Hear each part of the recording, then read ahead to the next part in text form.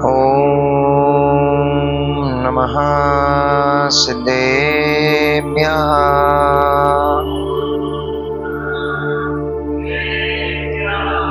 ॐ नमः सिद्धेभ्यः।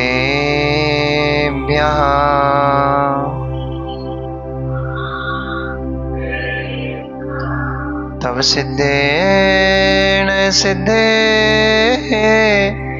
संयम सिद्धे चरित्र सिद्धया नाणम् निदंसनम् मया सिद्धे शिरसा नमस्सामि।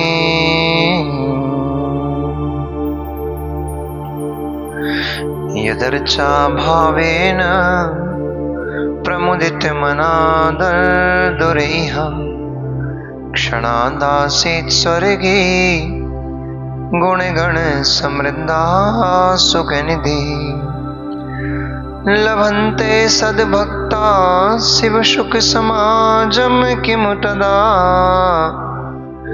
महावीर स्वामी नयन पथगामी भवतु मे।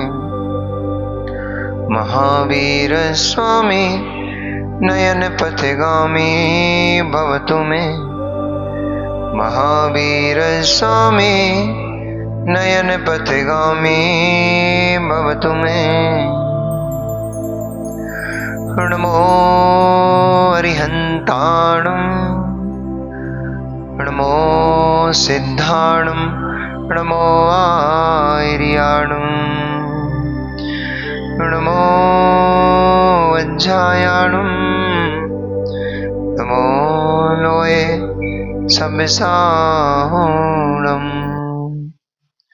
जय बोलिए अनंत अनंत परम सिद्ध परमेष्ठी भगवान की, अनंत अनंत 24 तीर्थंकर भगवान की, आचार्य भगवंत कुंद कुंद देव की, आचार्य भगवंत परम पूजनीय गुरुदेव आचार्य भगवंत श्री विशुद्ध सागर जी महामुनि राज की, अहिंसा वही विश्व जैन धर्म की, परम पूज्य मुनि ऋषि सागर जी महाराज की, समस्त मुनि संघ की। मनुष्यों, वर्तमान शासन नायक भगवान वर्धमान स्वामी के शासन काल में हम सभी भवजीव यहाँ विराजते हैं। परम भट्टारक महाश्रमण उन भगवान वर्धमान स्वामी के मुख कमल से निश्चित भगवती वाग्वादिनी मां जनवाणी का हम सभी भव्य जीव करुणांजलि लगा करके पान कर रहे हैं। यह भगवत जिनेन्द्र की वाणी सभी जीवों के लिए कल्याणकारी मार्ग प्रशस्त करे, सभी जीवों के लिए मोक्ष मार्ग प्रशस्त करे। मनुष्यों, परम उपकारी गणधर परमेष्ठी गौतम स्वामी आदि सभी गणधर परमेष्ठियों एवं आराती आचार्य भगवंतों की अनुकंपा से हम सभी जीवों के लिए श्रेष्ठ जिनेन्द्र भगवान उपदिष्ट तत्व उपलब्ध हुआ। उस तत्व के प्रचार प्रसार में आचार्य भगवंतों की महती भूमिका रही। उन्होंने श्रमदान दिया, समय दान दिया, यहां तक कि अपनी आत्मानुभूति के समय को दान दिया। उस समय दान से हम सभी के पास ये जिनवाणी मां उपलब्ध है। करुणा दृष्टि से हम सभी संसारी जीवों के ऊपर वात्सल्य भाव रखते हुए कि आने वाली ये पीढ़ियां, आने वाले जीव कैसे धर्म के मर्म को समझ पाएंगे, इसलिए आचार्य भगवंत ने अपनी आत्मानुभूति के समय में से कुछ समय निकाल करके हमारे लिए तत्व परोसा है। अब हमारा कर्तव्य है, परोसने वाले ने तो परस दिया है, उसको हम ग्रहण कर पा रहे हैं नहीं कर पा रहे हैं ये हमारी योग्यता और अयोग्यता के ऊपर निर्भर करता है। सुंदर सुंदर पकवानों से बनकर के थाली तो सामने आ गई, परंतु मित्र हम हाथ से उठाकर के गिलास तोड़ेंगे ही नहीं, पकवान को हम निकालेंगे नहीं, मुंह में डालेंगे नहीं, तो पकवान आनंद देगा कैसे? उस पकवान का आनंद तो तभी आ सकता है। तो आप कहोगे कि महाराज जी एक काम हो सकता है। हम भैया जी की भाव संगत समझ गए थे कि कोई पड़ोसी मेरे मुख में रसगुल्ला डाल दे तो भी आनंद आ जाता है। मित्र तभी आएगा, वो आनंद भी तभी ले पाओगे जब नींद के झोंकों में नहीं होगे। परोसने वाला पड़ोसी तुम्हारे मुख में रसगुल्ला डाल रहा है, परंतु तुम्हें उस रसगुल्ले का खाने का भाव ही नहीं उत्पन्न हो रहा है, तो रसगुल्ला आनंद नहीं देगा। मीठा मीठा लग तो जाएगा, स्वाद तो दे देगा, परंतु स्वाद लेने के लिए स्वाद नहीं लिया जाता।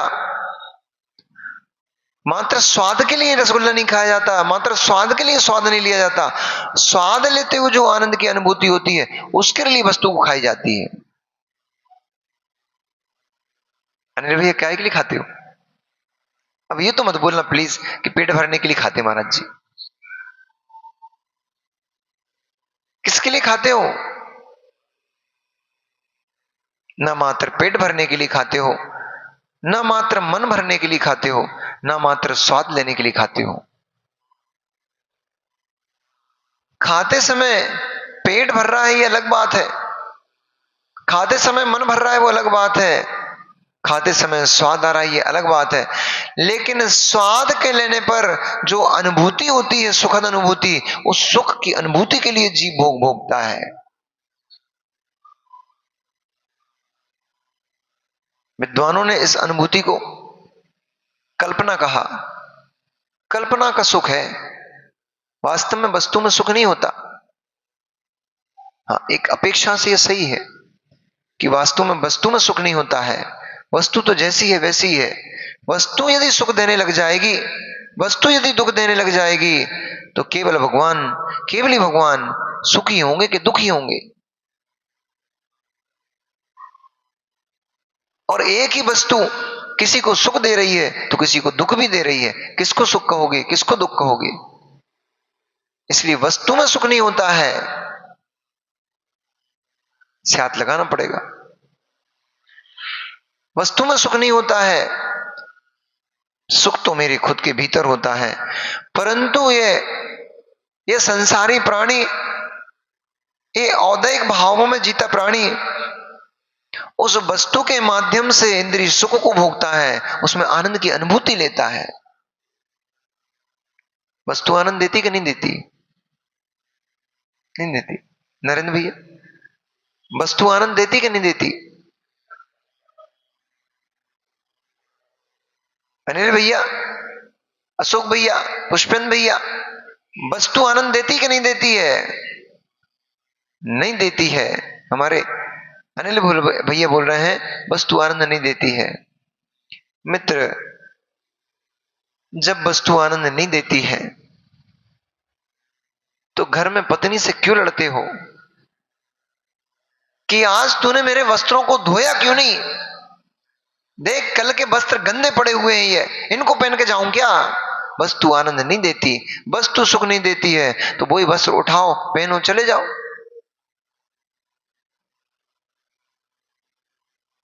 अब बोलो वस्तु आनंद देती कि नहीं देती है? अभी भी नहीं देती। और गहरे में लेके चलूं क्या?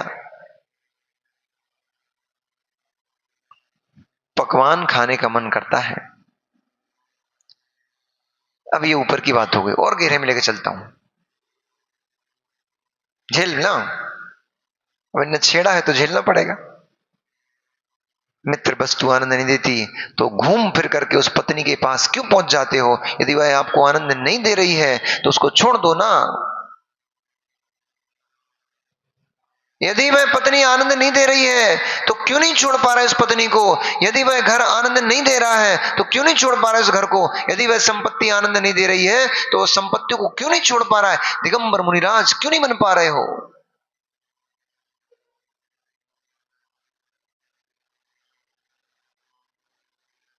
वस्तु आनंद देती है कि नहीं देती है?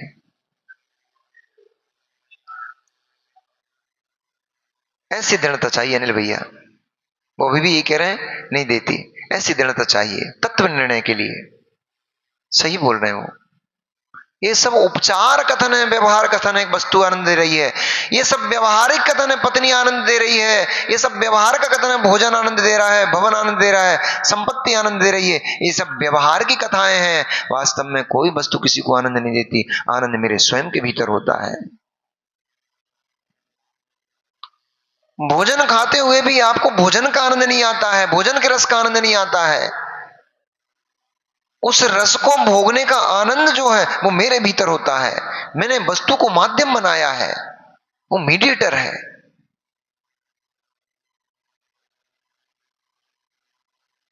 पत्नी के साथ भोग भोगता हुआ भी पति आनंद को प्राप्त नहीं कर पाता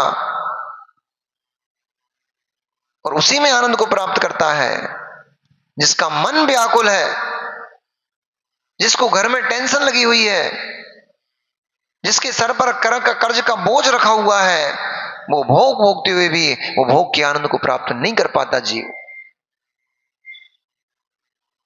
यदि वस्तु आनंद दे रही होती है तो हर व्यक्ति को उस वस्तु से एक जैसा आनंद आना चाहिए।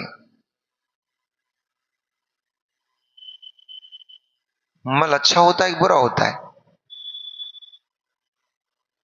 मल अच्छी वस्तु है, एक बुरी वस्तु है? बोले महाराज सामने का जो बोलो मत, घेर लेते हैं। हम हाँ कहेंगे तब भी पकड़ लेंगे, ना कहेंगे तब भी बड़े से चुपचाप ही बैठे रहो। मल अच्छी वस्तु है कि बुरी वस्तु है? शिवरार्थी बैठे ना बहुत सारे। मल अच्छी वस्तु है मां कि बुरी वस्तु है? बोलो तो कुछ तो बोलो, तब तो आगे बढ़ेगी मेरी गाड़ी, नहीं तो कैसे बढ़ेगी? हैं?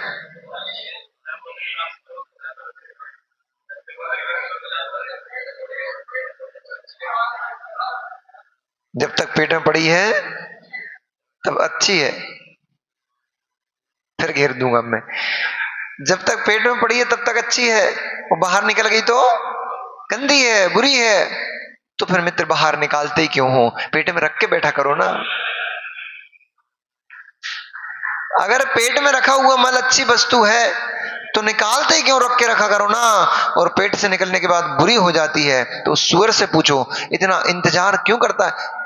हम लोग जब शिखरजी में थे, शिखरजी में पहाड़ी पे जंगल जाते थे। एक मध्य लोक के पीछे एक पहाड़ी है, उसमें हम लोग जंगल जाते थे। भैया वहां 4-5 सुअर बिल्कुल लाइन लगा खड़े। हम उनको देखा उनने कि ये लोग आ गए हैं रखने के लिए, और हम जाके बैठ भी नहीं पाते थे, वो घेर के खड़े हो जाते थे और हूं चिल्लाते रहते थे जब तक वहां से उठ नहीं जाओ। और कई बार तो ऐसा होता था, इतनी तेजी से आता था बीच में उठ के भागना पड़ता था वहां से। वो मल उसके लिए इतना प्रिय भोजन है, इतनी प्रिय वस्तु है कि वो एक क्षण भी उसके बिना रह नहीं पा रहा, इंतजार कर रहा है उसका, ये व्यक्ति कब उठे कि मैं इसको खाऊं। उसके लिए कितना प्रिय है। निकला हुआ मल आपके लिए अप्रिय वस्तु दिख रही है, गंदी दिख रही है, बुरी वस्तु दिख रही है, परंतु उसके लिए वही वस्तु प्रिय है। इसलिए मित्र वस्तु ना प्रिय होती है ना अप्रिय होती है, क्षेत्र ना शुभ होता है ना अशुभ होता है, कोई व्यक्ति ना अच्छा होता है ना बुरा होता है। जिनकी जिससे बनती है उनकी उनके लिए अच्छी है, जिनकी जिनसे नहीं बनती है उनके लिए वो बुरे हैं। जिसका राग जिसमें निभ रहा है तो अच्छा है, जिसका राग जिसमें नहीं निभ पा रहा है वो बुरा हो गया। हमारे कार्य की मतलब की सिद्धि जिस वस्तु में होती है वो वस्तु हमें अच्छी लगती है, जिससे हमारे कार्य की सिद्धि नहीं होती है वो वस्तु बुरी लगती है। महाराज अच्छे होते हैं बुरे होते हैं? महाराज अच्छे होते बुरे होते हैं? नहीं मित्र, महाराज भी उनको ही अच्छे लगते हैं जब तक आपको खूब आशीर्वाद देते हैं, मुस्कुरा देते हैं, आपको स्थान देते हैं, बोल बतिया लेते हैं, तब तक महाराज अच्छे लगते हैं। जिस दिन किसी गलती के ऊपर जोर से डांट दिया उस दिन महाराज भी बुरे लगने लग जाते हैं। सत्य है, सत्य है मित्र। आहार देने के भाव नहीं उत्पन्न होते, नमस्कार करने के भाव उत्पन्न नहीं होते जीव को। दिगंबर निर्गंत मुद्रा देखकर भी जिन जीवों के अंदर कषाय भाव भरा पड़ा है, कूट कूट कर जिनके अंदर परिणाम कोयले जैसे काले हो गए हैं, उन जीवों को व्यक्ति दिखाई देता है उसमें, निर्गंत मुद्रा उनको भी दिखाई नहीं देती उसमें। और बताएं, इतनी कलुषता जीव के अंदर है। सब देखते रहते हैं अपन तो, दृश्य बढ़िया आनंद आता है इनमें भी। इतनी कलुषता जीव के अंदर है। जो साक्ष्य सागर महाराज का रागी है, साक्ष्य सागर महाराज मुद्रा लगा के निकलेंगे तो तुरंत वो स्वामी नमोस्तु नमोस्तु नमोस्तु, और जैसे देखा योग सागर महाराज जी आए, अब हो सकता है महाराज जी साक्ष्य सागर जी लौट के जाए, उनको पड़कानी बंद कर दिया, पीछे मुड़ के खड़े हो गए, पीछे खिसक के खड़े हो गए। जहां जीव की राग परिणति चल रही है वो वस्तु उसको आनंद दे रही है, जहां उसकी राग परिणति नहीं है, द्वेष परिणति है, वो वस्तु उसको आनंद नहीं देती, कष्ट देती है।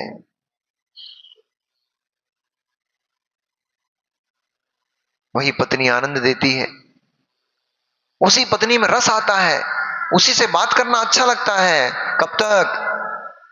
जब तक तुम्हारे मन की कर रही है, तुम्हारी सारी बातें सुन रही है, तब तक पत्नी रस देती है, आनंद आता है। जिस दिन वो तुम्हारी मानना बंद कर देती है, उस दिन पत्नी चंड का दिखने लग जाती है।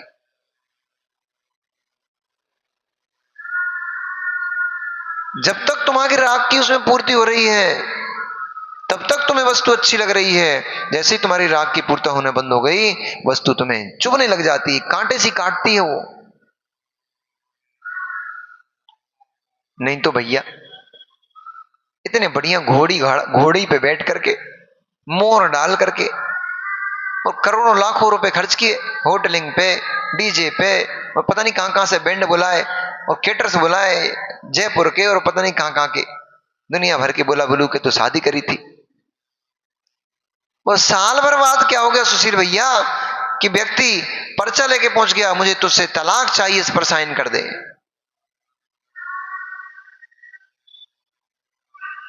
साल भर में 6 महीने में क्या, कई कई जगह तो ऐसा होता है भैया कि एक पहली विदा में आती बिटिया, दूसरी विदा में वापस आती नहीं है। क्या हो गया ऐसा?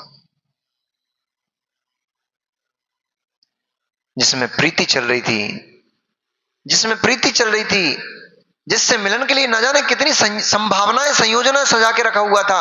मैं प्रथम बार उससे मिलन करूंगा, मिल करके ऐसी बात करूंगा, यह कहूंगा, उसके लिए ये गिफ्ट लेके जाऊंगा, गिफ्ट को देखकर कितनी सारी संभावनाएं संजो के रखे हुए था, परंतु मेरी सारी की सारी संभावनाएं, संयोजनाएं कहां चली गई?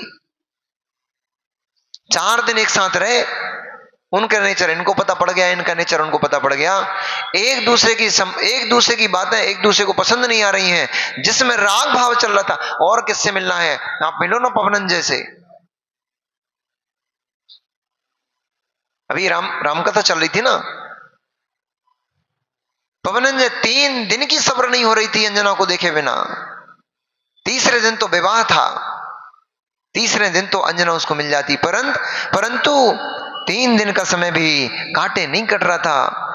3 सेकंड, 3 मिनट, 3 वर्षों, 3000 वर्षों जैसे उसको प्रतीत हो रहे थे। वो कहता है, प्रहसित सुन मेरी बात, अगर मैं अंजना को नहीं देखूंगा तो मेरे शरीर से प्राण निकल जाएंगे। मित्र तू कुछ कर, मुझे मिला उससे। और एक शब्द कान में पड़ गया, इतनी अप्रीति हो गई। 3 दिन का जैसे सब्र नहीं हो रहा था देखे बिना, एक शब्द कान में पड़ गया, इतनी अप्रीति हो गई कि 22 वर्ष तक चेहरा नहीं देख रहा। 22 वर्ष तक चेहरा देखना पसंद नहीं आ रहा था। विवाह तो कर लिया, परंतु उसको देखने तक नहीं गया, इतनी अप्रीति उत्पन्न हो गई। युद्ध करने जा रहा था तो अंजना आरती लेके सामने खड़ी हो गई, तो उसने खोटे शब्दों से उसका संबोधन किया। उसने कहा, अरे दुष्टा, क्यों अशुभ करने के लिए, अशुभ करने के लिए मेरे सामने आके खड़ी हो गई है? क्या चाहती है कि मैं युद्ध में मारा जाऊं, जो मेरे सामने आके खड़ी हो गई है? ऐसे खोटे शब्दों से उसको संबोधन करके आंखें बंद करके निकल गया। इतनी अप्रीति उत्पन्न हो गई। कौन प्रीति उत्पन्न, कौन प्रिय है, कौन अप्रिय है, कौन अपना है, कौन पराया? कोई अपना नहीं, कोई पराया नहीं। एक बात मुझे बार बार स्मरण आती है। घर में जब थे तो पड़ोस में एक भैया से लड़ाई हो गई। वो अबरार भाई जो रहते ना, उनसे झगड़ा हो गया एक बार। झगड़ा हो गया, झगड़ा अच्छा ही हो गया, मतलब मारा पीटी तक पे बात आ गई, इतना अच्छा झगड़ा हो गया। 6-8 महीने निकल गए। जब बिनौली निकल रही थी, दीक्षा फाइनल हो गई। दीक्षा फाइनल, क्योंकि हमारी दीक्षा सब लास्ट में एकदम एंड में फाइनल हुई थी, तो लास्ट में दीक्षा फाइनल हो गई।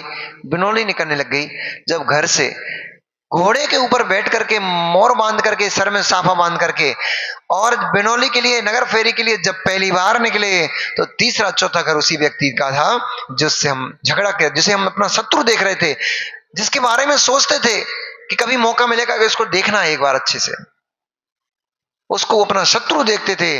वह व्यक्ति अपने घर के सामने, पूरे मुस्लिम जाति का था, संप्रदाय से मुस्लिम था, परंतु वो व्यक्ति अपने पूरे परिवार के साथ आरती और अगरबत्ती और फूलमाला लिए खड़ा हुआ था गले में डालने के लिए। न मैं शत्रु न च मैं प्रिया। किसे शत्रु कहूं, किसे प्रिय कहूं? जिसे मैं अपने शत्रु के रूप में देख रहा था, वो तो मेरा मित्र बना खड़ा हुआ, मेरे दीक्षा के संस्कारों की अनुमोदना कर रहा था। वो अजैन होने पर भी, अजैन होने पर भी, जैन समाज इकट्ठी हो रही थी वो तो ठीक है, अजैन होने पर भी, मुस्लिम जाति का होने पर भी, वो व्यक्ति जिससे मैं अपना शत्रु देख रहा था, वो व्यक्ति मेरी आरती उतारने के लिए खड़ा हुआ था। मैं पूरे रास्ते पर घोड़े पे बैठा बैठा ये सूत्र याद करते रहा, न मैं शत्रु न च मैं प्रिय। किसे शत्रु कहूं, किसे प्रिय कहूं? जिसे मैं शत्रु कह रहा हूं, वो तो मेरा मित्र बन के खड़ा हुआ। जिसे मैं अपना मित्र कह रहा हूं, वो देखने नहीं आया। जिसे मैं अपना करीबी मित्र कहता था, ये तो मेरा बहुत करीबी मित्र है, वो देखने भी नहीं आया। और जिसे मैं अपना शत्रु कहता था, वो मेरी आरती उतार रहा था। किसे शत्रु कहेंगे, किसे मित्र कहेंगे? ये संपत्ति, जिसे आप अपनी कहते हुए संपत्ति, इससे पूछ तो लो एक बार बैठा करके इसको कि मैंने तुझे इकट्ठा करने के लिए, तुझे संभालने के लिए मैंने इस शरीर की भी परवाह नहीं की है। करते हो क्या? न नींद लेते हो, न सुकून से खाते हो। कितना कमाना है, कितना रख के जाना है? 60 साल, 70 साल, 80 साल की उम्र हो गई, अभी भी रात्रि भोजन नहीं छूट पा रहा है। मित्र, क्या करोगे और कमा कर? 10-20 साल जीना है, 10-20 साल जीना है। अब शांति पकड़ लो। इतना कमा के पूरे जीवन भर में शरीर का अंग अंग तोड़ डाला, शरीर का एक एक क्षण पाप में नष्ट कर डाला, उस कमाई को कमाने के पीछे। अब इतना कमा के रख लिया है, यदि कुछ भी मत करो तो भी कम से कम 3 पीढ़ियां तो बैठे बैठे खा जाएंगी। इतनी संपत्ति इकट्ठी हो गई, इतना सब कमा के रख लिया है, फिर क्यों भाग रहे हो? 10-20 साल की उम्र बची है, अब धर्म ध्यान कर लो, धो लो अपने परिणामों को। चादरा बहुत गंदा हो गया है। धोती दुपट्टे तो भैया नहीं पहन पाते मैले, कपड़े तो गंदे मैले नहीं पहन पाते हो, तब तो लगता है कितना गंदा हो गया है। परिणामों की चादर पड़ना, परिणामों के कपड़ों को क्यों नहीं देखते हो? ये मैंने परिणामों के कपड़े कितने गंदे कर करके रख लिए हैं, इनको धोने का समय ही नहीं मिल रहा है। कब धोगे इन्हें? कब करोगे अपनी चादर को स्वच्छ? बदबू आने लग गई है उसमें, मैल छप गया है, मोरछा लग गया है, बरसात में सड़ गई है चादर।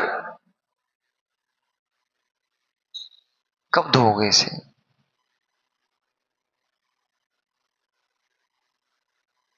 ऐसे हो गए सबके सब।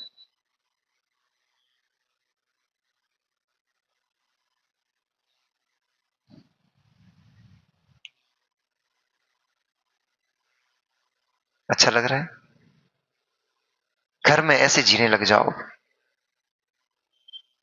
जैसे शांत होकर बैठ गए ना, घर में ऐसे जीने लग जाओ, भगवान बनने में देर नहीं लगेगी।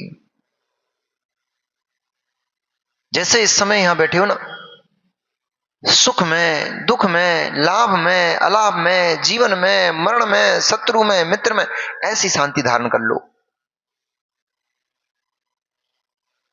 इसी का नाम है उत्तम त्याग। संपूर्ण विकारी भावों का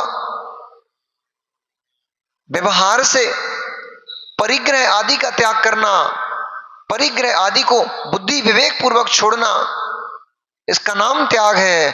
और निश्चय से ऐसे शांत चित्त होकर के संपूर्ण अशुभ भावों से निवृत्ति कर लेना, इसी का नाम उत्तम त्याग धर्म है।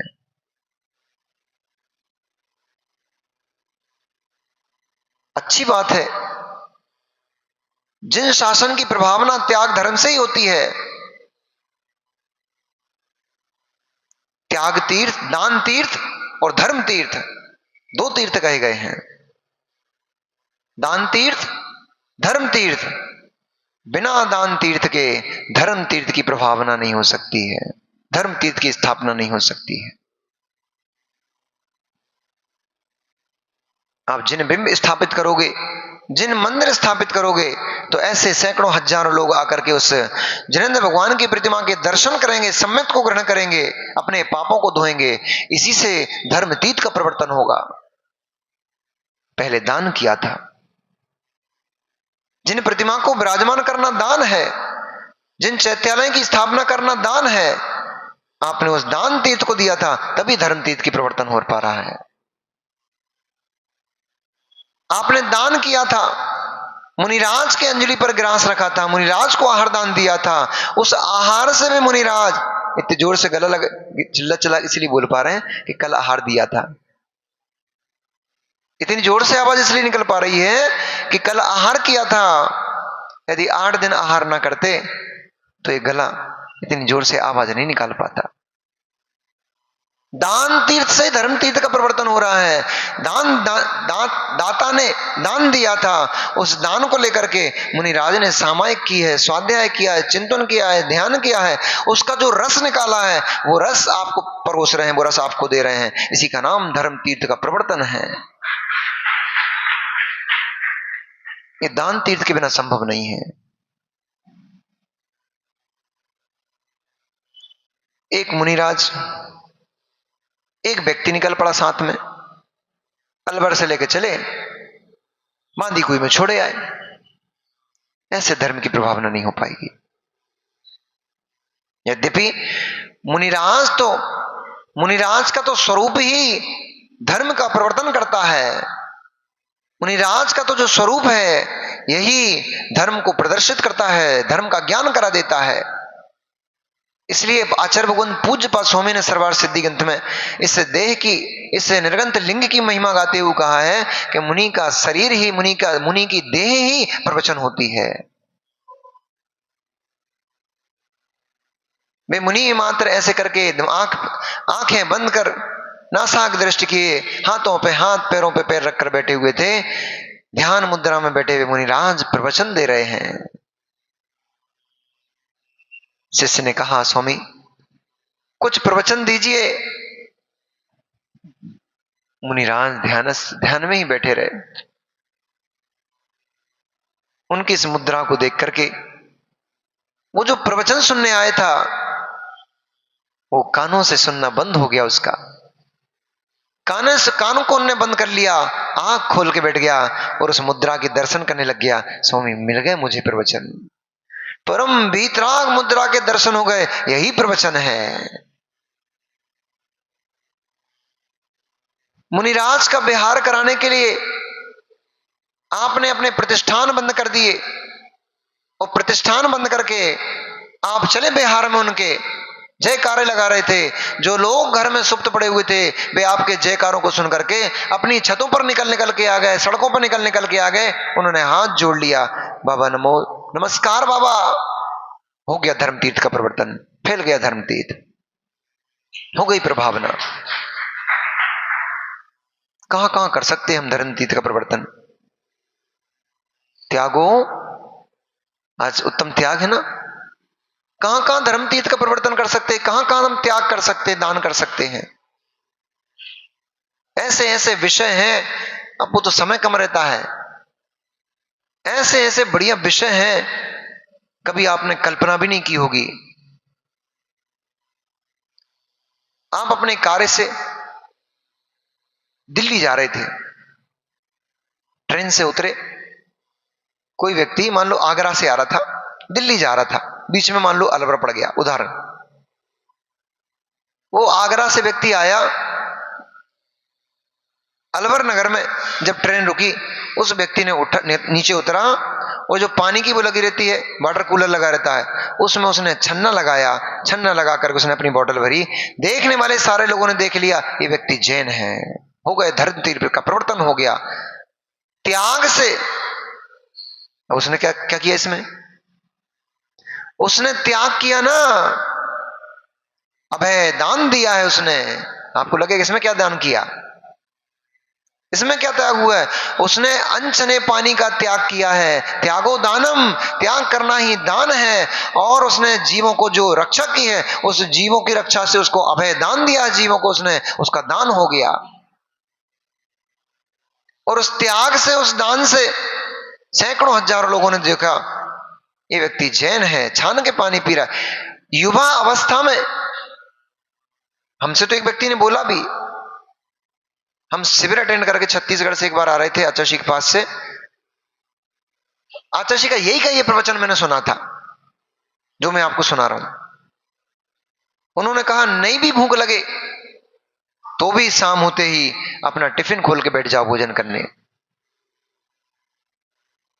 शाम के 5 बजे सूर्य अस्त होने का समय हो, उससे पहले अपना डिब्बा खोल कर ट्रेन में बैठ जाओ भोजन करने। क्यों? जो ट्रेन में लोग बैठे हुए हैं वे देखेंगे शाम को डिब्बा खोल के बैठ गया, मतलब ये जैन है, रात्रि भोजन नहीं करता। हो गई हमारे धर्म की प्रभावना, कर दिया हमने अपने जैन धर्म का उद्योतन, हमने अपने संस्कारों का उद्योतन कर दिया, बिना कहे मुंह से सबको बता दिया कि तुम जैन हो। आपने त्याग किया है, दान किया है, और जिन धर्म की प्रभावना की है। रात्रि भोजन का आपने त्याग किया है, त्यागो दानम, त्याग ही दान है।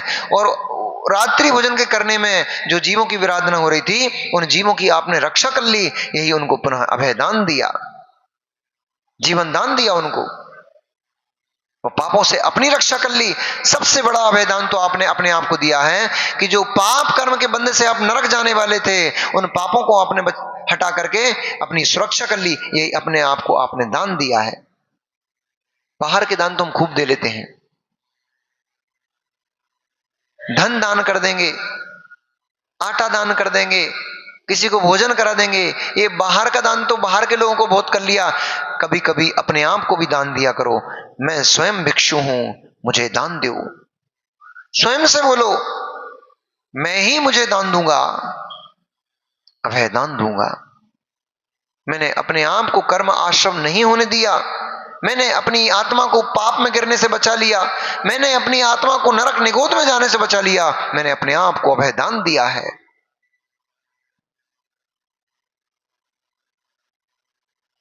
चिंतन की गहराइयों में जब आप जाओगे तो ऐसे ऐसे धर्म के ऐसे ऐसे शास्त्रों का अध्ययन करो, और शास्त्रों का अध्ययन करके उनका चिंतन करो बैठ करके, ऐसे ऐसे विषय निकल कर आएंगे कि आप आश्चर्यचकित हो जाओगे, ऐसा भी हो सकता है क्या, ये भी धर्म हो सकता है क्या।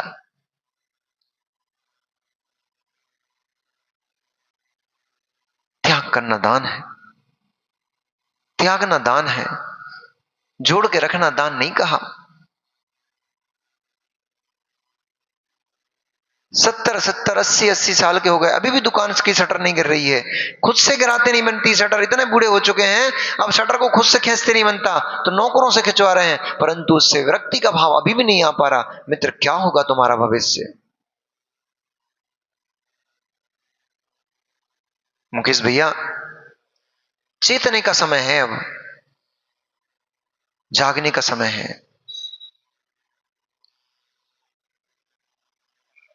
आगरा में चातुर्मास कर रहे थे, एक डब्बू भैया थे, वो हमसे काफी क्लोज हो गए थे।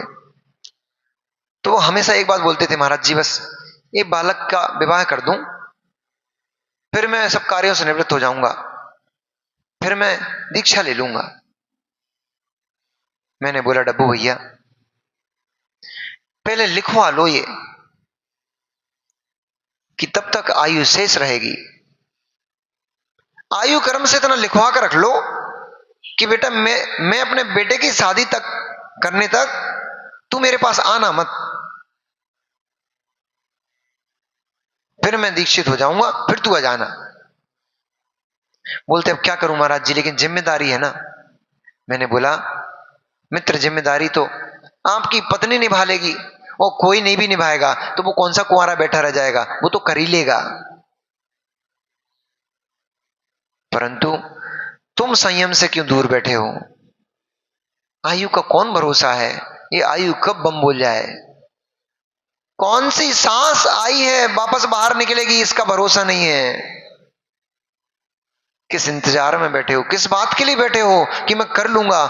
मित्र पल का तो भरोसा है नहीं, पल का भरोसा है ना कल का भरोसा, कर ले ध्यान जरा सा, कर ले ध्यान जरा सा।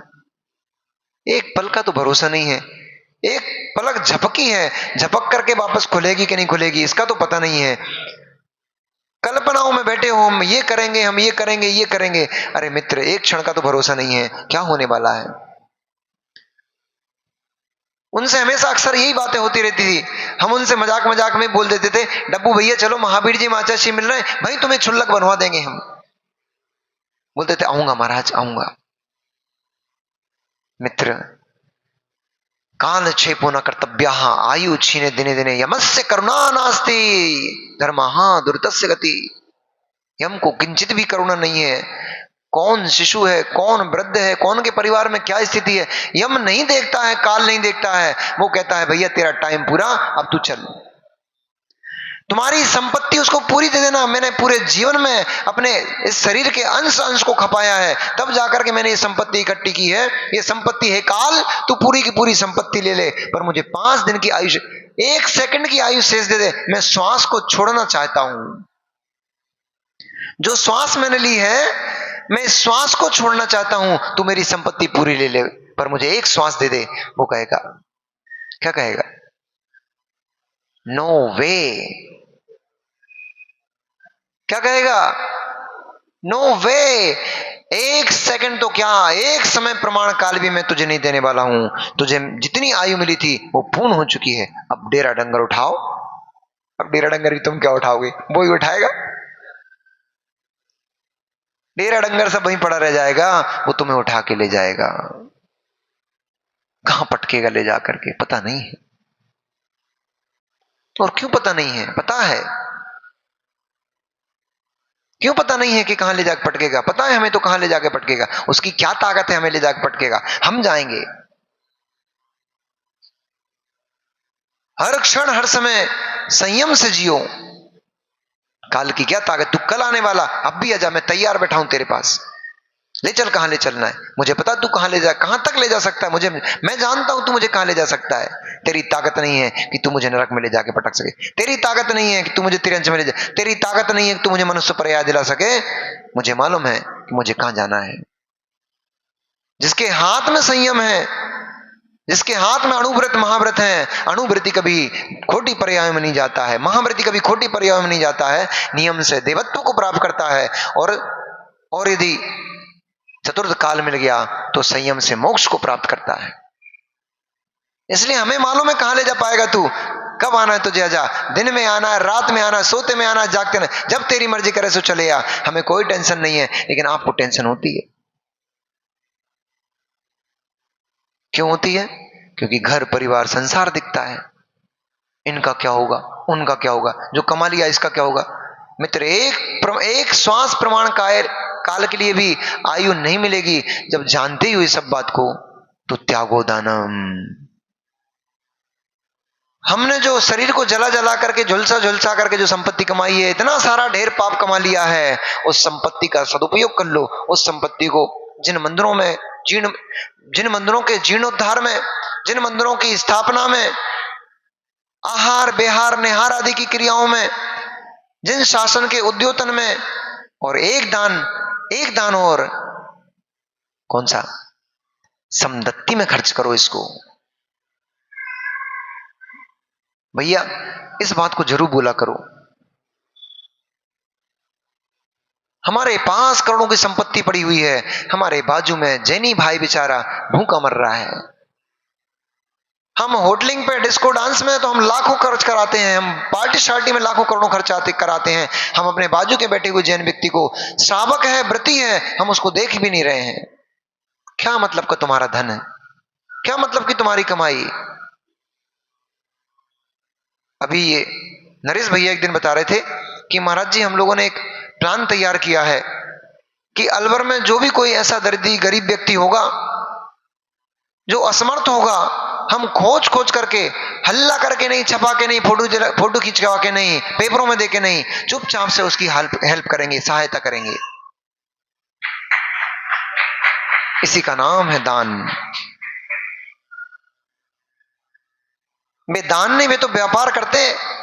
1 किलो सेब ले गए, 200 रुपट्टी के, 300 रुपट्टी के तो सेब लेके गए, और साथ में न्यूज़पेपर वालों को, अखबार वालों को और फोटो कैमरा वालों को लेके गए हैं। 10 तो कंबल बांटेंगे हॉस्पिटल में जाकर के, गरीबों को जाकर के, उनकी इज्जत की धज्जियां उड़ा के जाएंगे। एक फल पकड़ाया, उसकी भी फोटो खिंचवा ली। ये व्यापार कर रहे हो कि दान कर रहे हो? दया धर्म है कि व्यापार है ये? इसमें कहीं से कहीं तक कोई दया नहीं है, ये प्रदर्शन है। एक बार एक करोड़पति व्यक्ति, अरे तेरा तो नाम वैसे ही दुनिया में फैला पड़ा है, क्यों और प्रभाव ना करना चाह रहे हो? तुम चुपके से काम करो। इसका नाम है दान। जो दान होता है ना, दबा के दिया जाता है। चुप करके जैसे पाप करेगा, एक दिन मैंने बताया था ना कि तुम तो 7 समुद्र के भीतर भी जाके पाप कराओ, जब कर्म का उदय आएगा सारी दुनिया को पता चला जाएगा कि ये पापी था। ऐसे ही तुम कहीं भी 7 समुद्र के भीतर छुप करके तुम पुण्य की क्रिया करे आओ, धर्म करे आओ, दान कराओ, जब उस कर्म का उदय आएगा पूरे विश्व को पता लग जाएगा कि तुमने दान किया था, उसका फल आज तुम्हें भोगने को मिल रहा है। इसलिए फोटो, अखबार, मीडिया, इन सब की आवश्यकता नहीं है। अच्छी विशुद्ध भावों से दान धर्म को प्राप्त करो। व्हील चेयर ठेला, हाथ ठेला बांट रहे थे भैया, गरीब जैन परिवारों को उन्होंने हाथ ठेला, व्हील चेयर उपलब्ध कराई और साथ में फोटो खिंचवा के पेपर में डाल दी। अच्छा काम नहीं किया आपने। जिनको नहीं पता था पूरी दुनिया को, पूरी दुनिया में आपने प्रदर्शित कर दिया। हमारे जैन समाज में ऐसे दरिद्री, ऐसे गरीब लोग भी हैं जो हाथ ठेला चलाते हैं, नहीं पता था लोगों को, अब आपने बता दिया। ये दान नहीं है। दान दे मन हर्ष विषेखे, इही भव सुख इही भव जस पर भव सुख लेखे। इसका नाम है दान। युधिष्ठिर ने कैसा दान दिया था, अभी महाराज जी बता रहे थे। इस हाथ से दान दो तो इस हाथ को पता नहीं पड़ना चाहिए। इसका नाम है दान। इसलिए भैया बहुत सारी आपकी समाज ऐसी है, इन भेदों में मत पड़े रहो। कौन अग्रवाल, कौन खंडेलवाल, कौन परवाल, कौन पोलवाल, कौन ये कौन वो, इनमें मत पड़े रहो। ये सब त्रैकालिक नहीं है, ये सब तात्कालिक टेम्पररी व्यवस्थाएं हैं। इन व्यवस्थाओं में अपने आप को मत खोजो। इसके राग में पड़ करके कषायों में मत पड़े रहो। इनके राग में पड़े रहोगे नीच गति का बंद हो जाएगा। जीव मात्र को देखो, वृत्ति देखो, संयमी देखो, तुरंत उसकी सेवा में लग जाओ। अहो भाग्य मेरा है, मैंने पाप की कमाई इतनी सारी करके रखी हुई है, आज एक व्रति के कार्य में, व्रति के युज में मेरी संपत्ति आ रही है, यही मेरा अहोभाग्य है। उन परिवारों को भी देखो जो धन के अभाव में संयम नहीं पाल पा रहे हैं, धन के अभाव में जो घर परिवार का संचालन नहीं कर पा रहे हैं।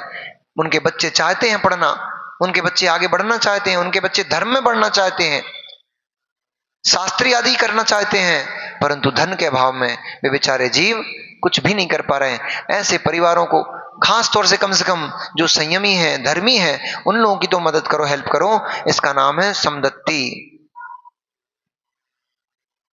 हमारा धर्म है, दूसरे लोग हमसे सीख के बैठे हुए हैं, वे दूसरे लोगों को अपने समान बनाने में लगे रहे हुए हैं, और हम उनको नीचा और गिराने में लगे हुए हैं। तू कहां से इधर आ गया? अब तो छोड़ो, और तो क्या कहें, मुनि महाराज तक ये करवाने लगे हैं, दरिद्री लोगों को मंदिर में पहले प्रवेश नहीं होना चाहिए, मंदिर की भव्यता, मंदिर का अतिशय खत्म होता है। ये महाराज जी के शब्द हैं। बताओ भैया, 3 लोग के नाथ के सामने अब दरिद्री आने में उसको भी सोचना पड़ेगा कि पहले धन कमा लूं थोड़ा बहुत, तब भगवान के दर्शन करने जा पाऊंगा। क्यों? मुखिया लोग हमें भीतर घुसने ही नहीं देंगे। भगवान के ऊपर पहली शांति धारा, पहला अभिषेक वो करे जो धनवान हो। हर समय पैसा मत देखते रहो, जीवों की भाव को भी देखो। आपकी समाज में पैसे की कोई कमी नहीं है, दान देने में पैसे की हमारी समाज कोई कमी नहीं रखती है, परंतु मित्र, केवल पैसे से सब कुछ नहीं होता। उन लोगों को भी थोड़ा ध्यान दो। पैसे वाले तो आएंगे, हमने बोला, फिर जाकर के हम गए, हमें पता लगा कि ऐसी ऐसी कहानी है। हमने बोला महाराज जी के पास जाना, हाथ जोड़ करके निवेदन करना उनसे, महाराज जी आपका बिहार कराने वाले जो कमंडल होते हैं, उनमें कौन कौन से करोड़पति हैं जो आपका कमंडल पकड़ के चलते हैं? करोड़पति आता है, गाड़ी में बैठता है, आया, नमोस्तु किया, 4 कदम चलेगा, अपने एसी चालू करेगा, गाड़ी में बैठ के फर्र हो जाएगा, महाराज जी मैं आगे मिलता हूं। फिर वहीं मिलेगा जहां पर जाके आपको रात रुकना है। ऐसी कड़कती धूप में छाता पकड़ के, अथवा ऐसी कड़कती धूप में आपके साथ बिहार करने वाले वे लोग होते हैं जिनके पास करोड़ों की संपत्ति नहीं होती है। वे आपका कमंडल पकड़ के चलते, उन्हें भूलो मत, क्योंकि समाज का बहुत बड़ा वर्ग यही है। उन पर भी ध्यान दो।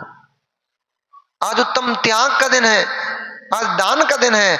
आज यही नियम ले लो, यही बड़ा दान होगा कि मैं समाज का जो भी संयमी होगा, व्रती होगा, यहां तक कि मंदिर की देरी पे कदम रखता भी होगा, ऐसे जीव अगर हमारे समाज में कोई निर्धन है, दीनहीन है, उनकी सेवा में, उनके ऊपर उठाने में मैं कोई भी कमी नहीं रखूंगा, तो आपका आज उत्तम त्याग धर्म मनाना सार्थक है। अन्यथा पड़ा रहेगी, संपत्ति पड़ी रहेगी, कोई भी काम में नहीं आ पाने वाली, 1 सेकंड भी नहीं मिलेगा। सब छोड़ के यहीं चले जाना, फिर कहां जाओगे? जहां जाओगे आपको पता है, वहां नहीं जाना हो तो अपने दान का, धर्म का, धन का, अपने तन का, अपने मन का सदुपयोग करो। धन से जिन धर्म की प्रभावना करो, तन से अपने आत्म प्रभावना करो, मन से परिणामों की विशुद्धि बना करके अपने को भगवत्ता प्रदान करो। यही उत्तम त्याग है, उत्तम दान है। भगवान महावीर स्वामी की उत्तम त्याग धर्म की